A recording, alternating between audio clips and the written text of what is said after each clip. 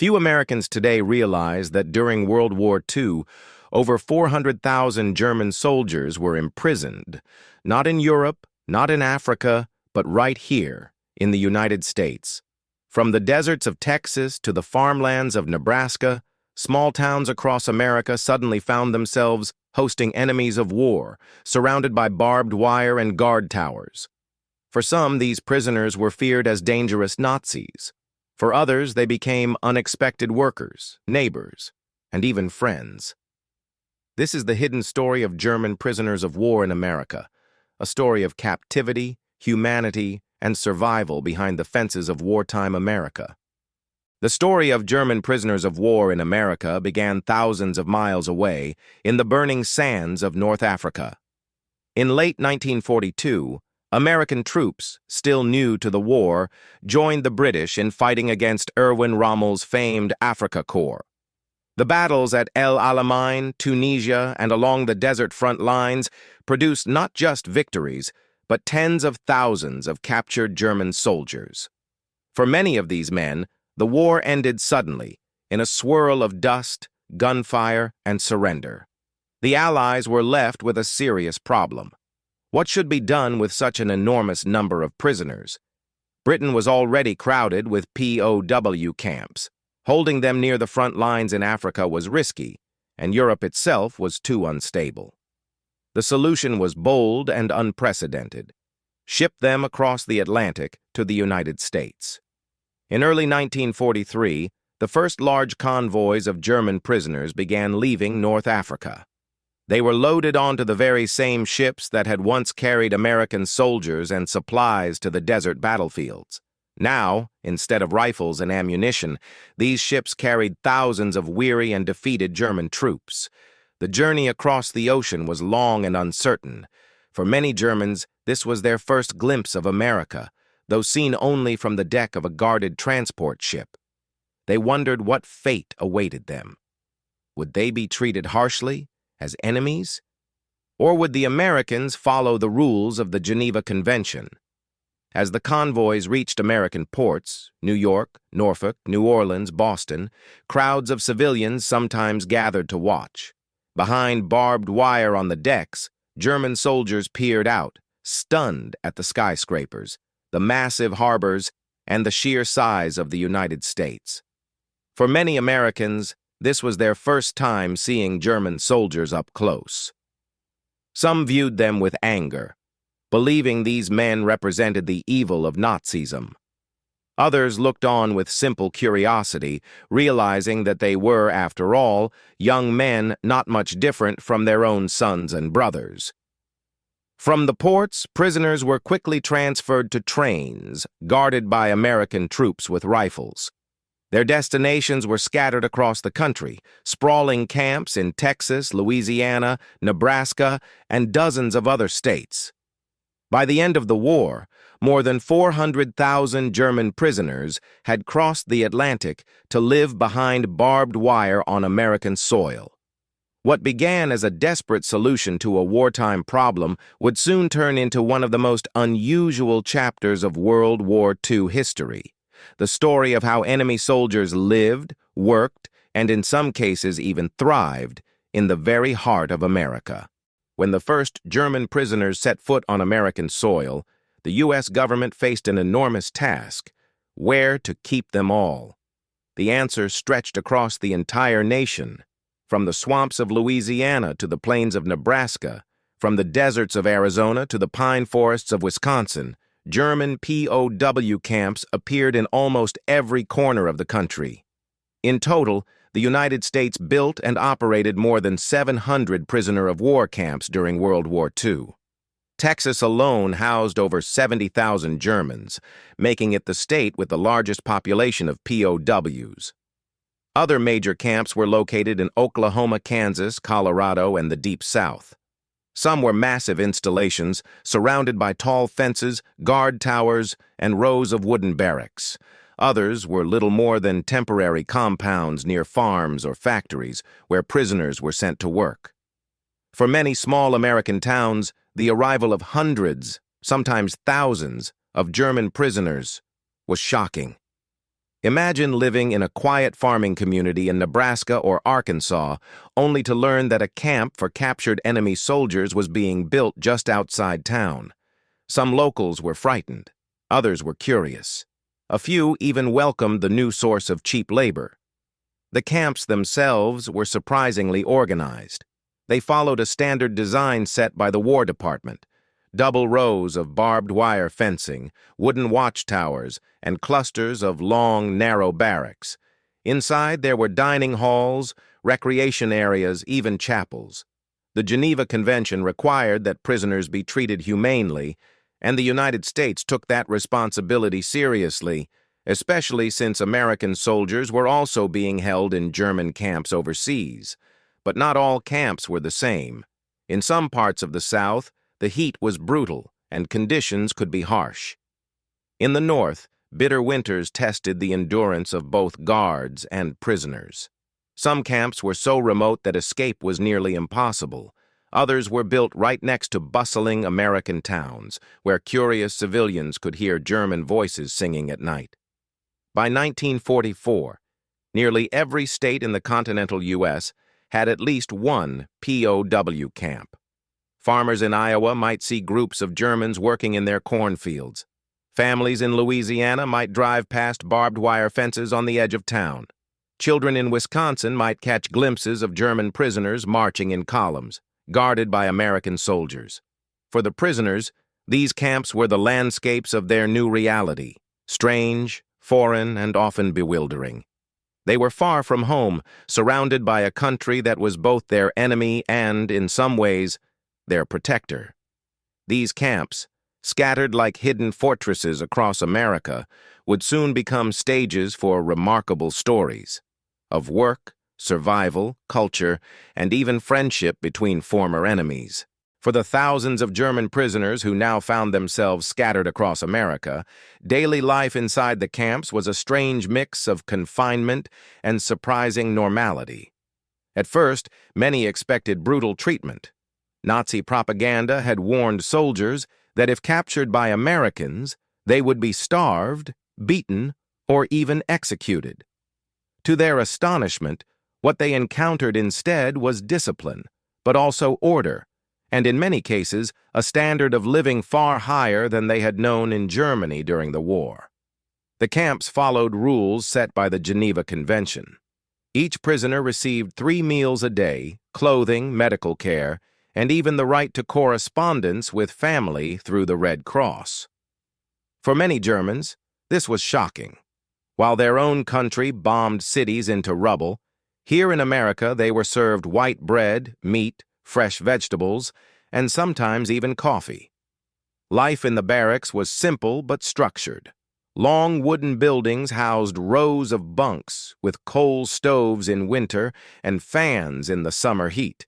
Prisoners organized their own routines, cleaning, cooking, and even decorating their quarters.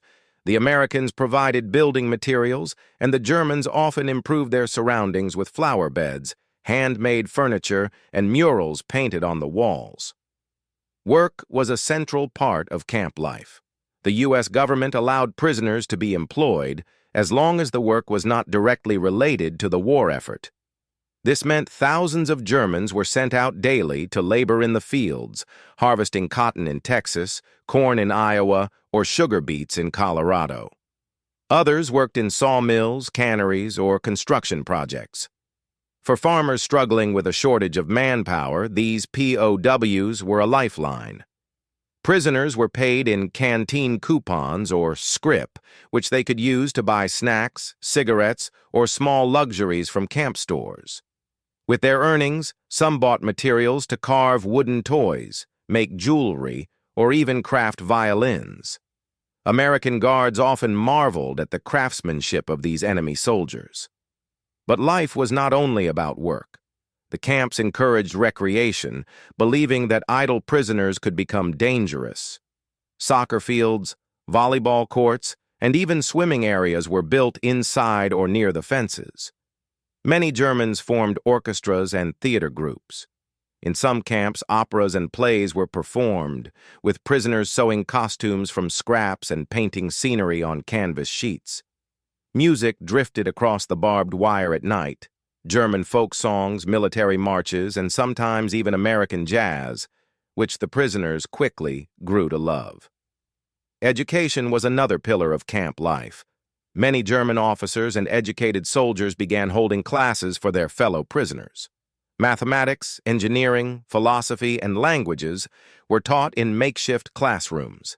In several camps, libraries stocked with thousands of books were available. For young Germans, this was their chance to study subjects they had never had access to at home. Ironically, many prisoners later admitted that they received the best education of their lives while locked up in America. Religion also played a role. Chaplains were permitted to visit and services were often held on Sundays. Some prisoners found comfort in faith, others in comradeship. Together, these activities kept morale surprisingly high. Still, not everything was peaceful. Within the camps, tension simmered between committed Nazis and those disillusioned with Hitler's regime. Hardline prisoners tried to enforce discipline, punishing anyone seen as disloyal. Secret meetings were held, swastikas were sometimes drawn, and propaganda circulated among the barracks. In a few cases, prisoners accused of collaboration with the Americans were beaten or even murdered by their fellow countrymen. The American guards struggled to control these inner conflicts, often separating radical groups from the general population. Despite this, many prisoners experienced a deep sense of irony. While their families in Germany endured bombings, hunger, and fear, they themselves were safe, fed, and even entertained. Letters home were carefully censored, but some Germans hinted at their unexpected fortune. One wrote, "Here we have meat twice a day. I fear you at home do not for Americans living nearby. The presence of German prisoners was unforgettable." Farmers watched them sing while working in the fields. Children waved at them through the fences. Some guards, initially hostile, ended up befriending individual prisoners, sharing stories, or even trading cigarettes. As time passed, these camps became their own small worlds. Behind the fences, Germans carved out routines, friendships, and even small joys. To them, captivity in America was not freedom, but compared to the horrors elsewhere, it was a strange kind of blessing. For many German prisoners, the most unexpected part of captivity in America was not the camps themselves, but the contact they had with ordinary American citizens. At first, the United States War Department worried about security. These men were, after all, enemy soldiers. Many had fought fiercely against American troops only months earlier. But as the months passed, it became clear that POWs could play an important role in the American home front. With millions of young Americans overseas, the country faced a desperate shortage of labor. Farmers needed help to harvest crops, factories lacked workers, and small towns struggled to keep running. The solution was to put German prisoners to work, under guard, but outside the fences of their camps. And so, in towns across the United States, Americans soon found themselves working side by side with the very men they had once seen as enemies. On the farms of the Midwest, German POWs became a common sight. They picked cotton under the blazing Texas sun, gathered corn in Iowa, and cut sugar beets in Colorado. Farmers often described them as hard-working, disciplined, and surprisingly cheerful. Some prisoners even sang German folk songs while they labored, their voices carrying across the fields. For many Americans, this was the first time they had ever spoken with a German. At first, communication was awkward, a mix of broken English, hand gestures, and a few words picked up from guards. But soon, friendships began to form. Farmers offered food, children waved from fence lines, and prisoners shared stories of their homes across the ocean. In some towns, POWs became part of the local rhythm of life. They marched through main streets on their way to work, guarded but not mistreated. Local shopkeepers sometimes saw them buying small items with camp coupons. To the surprise of many Americans, these prisoners were not monsters. They were young men, some barely out of their teens, who missed their families just as much as anyone else. Stories of kindness are plentiful.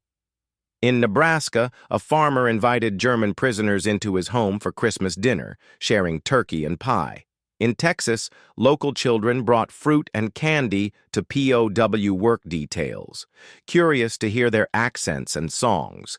In Wisconsin, prisoners carved toys for neighborhood kids, who looked at them not as enemies, but as exotic visitors. Romance, too, quietly blossomed. Though officially forbidden, relationships formed between German prisoners and local women. In rare cases, these connections lasted long after the war. Some former POWs even returned to America after 1945 to marry women they had met while working in the fields or towns. Yet not everyone welcomed this closeness. Some Americans, especially those who had lost sons or brothers in the fighting, resented seeing prisoners treated with what they saw as generosity. Letters of complaint were sent to Washington. Why should enemy soldiers eat well and walk freely while American boys died overseas? Newspapers occasionally stirred controversy, publishing photographs of German POWs smiling on farms or playing soccer inside camps. Still, the human connections proved difficult to suppress. One American guard later recalled, "We started out seeing them as the enemy, but after weeks and months we saw they were just boys like us, hungry, tired, and far from home." The impact of these encounters lasted for decades.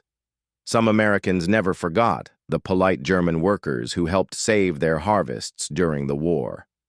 Some Germans carried fond memories of kindness shown to them by ordinary Americans. After the war, letters were exchanged, friendships maintained, and in a few remarkable cases, reunions took place across the Atlantic. Behind the barbed wire, prisoners had lived in a world apart.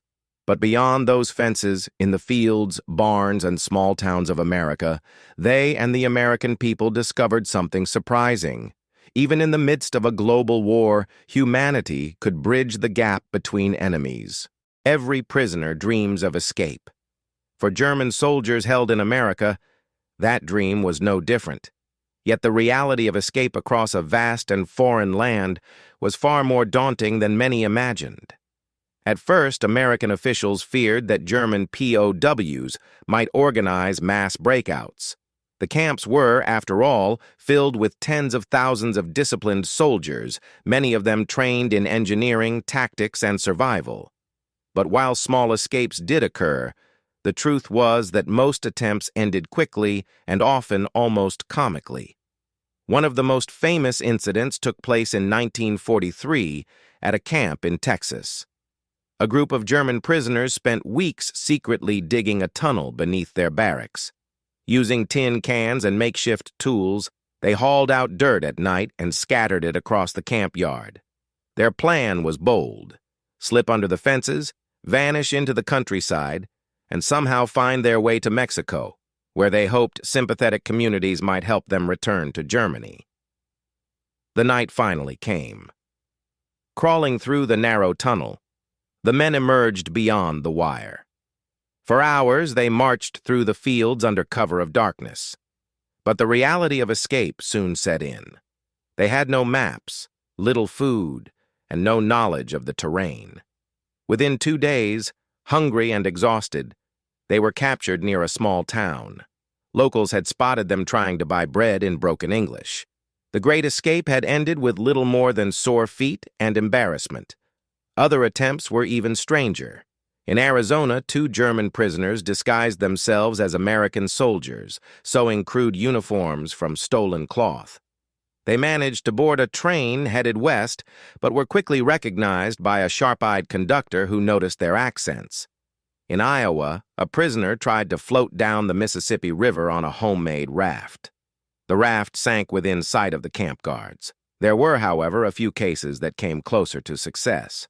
In Louisiana, a group of prisoners stole a car from a farm where they were working and drove for nearly 200 miles before being caught at a gas station.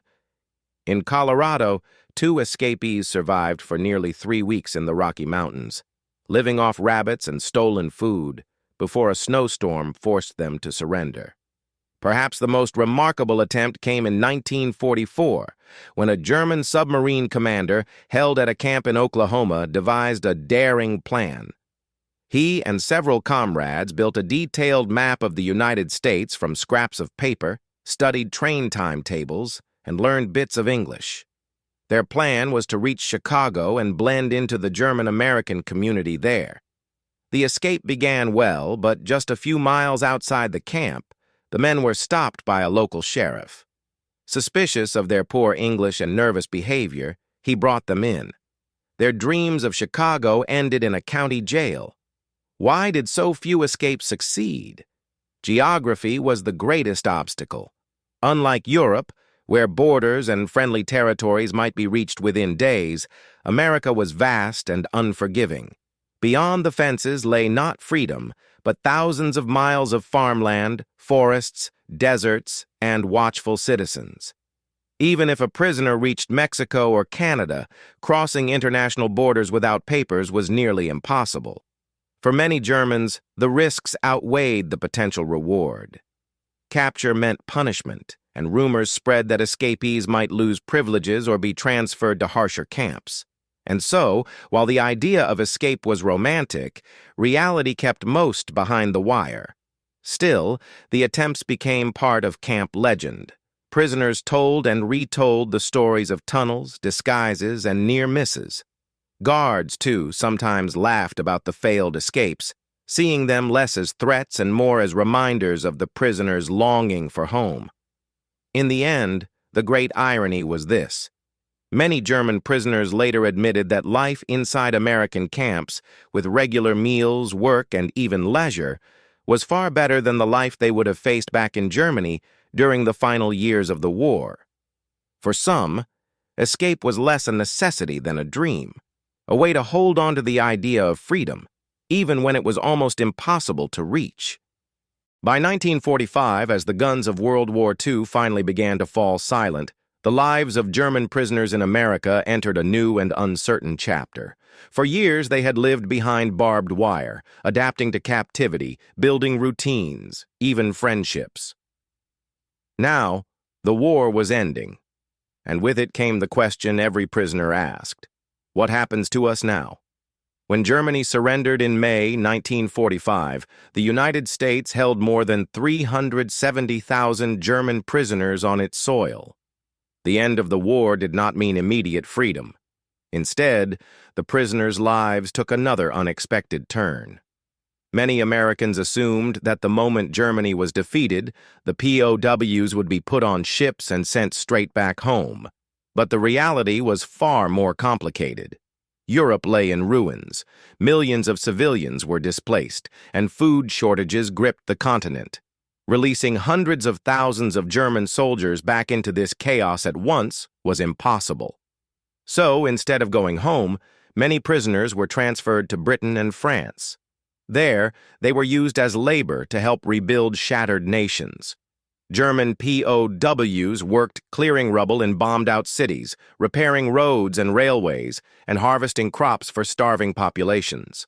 For some, captivity lasted months, even years beyond the war's official end. In France, thousands of German prisoners were employed in agriculture and construction. Conditions were often harsher than in America, with long hours and limited food. Many Germans later recalled that their hardest days of captivity came not in the United States, but after being shipped to post-war Europe. For those who remained in America, the transition was strange. The camps no longer echoed with military drills or strict routines. Guards relaxed their vigilance. Prisoners sensed that their time was coming to an end, but uncertainty gnawed at them. Would they be sent home soon? Would they ever see their families again? Letters from home painted a grim picture. Cities in Germany were destroyed. Families were scattered. Some prisoners learned that their parents, wives, or children had been killed in bombings. For them, the thought of return was not a joyful homecoming, but a painful journey into loss. Yet there were also moments of hope. Some American farmers and townspeople petitioned to keep their Germans arguing that the POWs had become vital workers and even friends. In rare cases, relationships that had begun during captivity, especially romantic ones, led to marriages after the war, with German men returning legally to the United States as immigrants. The repatriation process was slow and uneven. Beginning in late 1945 and accelerating through 1946, ships once again crossed the Atlantic, this time carrying prisoners not into captivity, but toward freedom. The journeys were emotional. Some prisoners sang as the coastline of America disappeared behind them. Others wept quietly, uncertain of the ruins that awaited them. One former prisoner later recalled, "We left America with mixed hearts. We were glad to go home, but we knew we were leaving behind the best years of the war, years when we were treated with humanity and even kindness." By 1947, nearly all German POWs had been repatriated. Many returned to a homeland they barely recognized. Cities like Berlin, Hamburg, and Cologne lay in rubble. Food was scarce, industry crippled, and millions were homeless. For some returning soldiers, captivity in America felt like a dream compared to the harsh reality of post-war Germany. And yet, for thousands, their time in the United States had left a lasting impression. Some carried with them the English words they had learned, the American songs they had heard, the kindness of strangers they had met. A number of former prisoners even emigrated back to the U.S. in the years after the war, seeking a new life in the country where they had once been captives. For America, the return of the prisoners closed a remarkable chapter. Towns that had hosted camps saw their fences torn down, their barracks dismantled or repurposed. Some sites became schools, warehouses, or community centers. In a few places, traces of the camps remain to this day: a crumbling foundation, a watchtower, or a faded photograph in a local museum. For Germany, the repatriation marked both an end and a beginning. Former prisoners became fathers, workers, and citizens once more, helping rebuild a shattered nation. Many carried with them memories not of hatred, but of the strange humanity they had encountered in America. The story of their return is not one of triumph or defeat, but of resilience. From the deserts of Africa to the fields of Iowa, from behind barbed wire to the ruins of post-war Europe, the journey of these men reflected the wider tragedy and hope of the Second World War. The story of German prisoners of war in America is not simply a tale of fences, guard towers, and barbed wire. It is a story of contrasts, of enemies treated with humanity, of war colliding with ordinary life, of young men discovering unexpected truths on foreign soil. Between 1942 and 1946, more than 400,000 German soldiers lived behind American fences. They came from the deserts of North Africa, from the fields of Europe, and they found themselves in places they had never heard of: small towns in Texas, Nebraska, Wisconsin, Arizona. For local Americans, their arrival was shocking. For the prisoners, it was bewildering. Yet together, these two worlds collided, and in some ways, quietly blended. The prisoners worked America's fields, harvesting crops that fed civilians and troops alike. They built roads, chopped wood, repaired barns. They sang, they studied, they painted, they performed. They brought pieces of their culture into the heart of their enemy's land, and in return, they absorbed pieces of America, its music, its language, its food, its openness. There were darker moments, fights within the camps, harsh winters and scorching summers, letters filled with news of bombed-out homes and lost families, failed escape attempts that reminded them just how far from freedom they truly were. For some, captivity was humiliation. For others, it was survival. And yet, what stands out in memory is not hatred, but humanity. Farmers who shared Christmas dinner with prisoners, children who waved through fences, guards who came to see their captives not as monsters, but as fellow young men caught in a war they did not choose. Even across the barbed wire, small acts of kindness broke through. When the war ended, the prisoners went home. Some returned to nothing but ruins. Others started new lives in towns that had once feared them. A few even crossed the Atlantic again, this time not as soldiers, but as immigrants, husbands, fathers. Today, most of the camps are gone. Their fences have rotted, their watchtowers fallen. But the legacy remains, in old photographs, in family stories, in memories passed down through generations. For many Americans, the presence of German prisoners is still recalled with a mix of disbelief and nostalgia. For many former POWs, their years in America shaped the rest of their lives. Perhaps the greatest irony of all is this: at a time when nations were tearing each other apart, when hatred seemed to define the world, America became for its enemies a place of unexpected decency. Behind the wire, prisoners discovered that even in war, there could be dignity, learning, even friendship. The story of German POWs in America is not just about the past, it is a reminder of something timeless, that even in the darkest chapters of history, humanity can endure. And sometimes, the line between enemy and neighbor is thinner than barbed wire. Thousands of stories remain untold. Be part of the journey. Subscribe.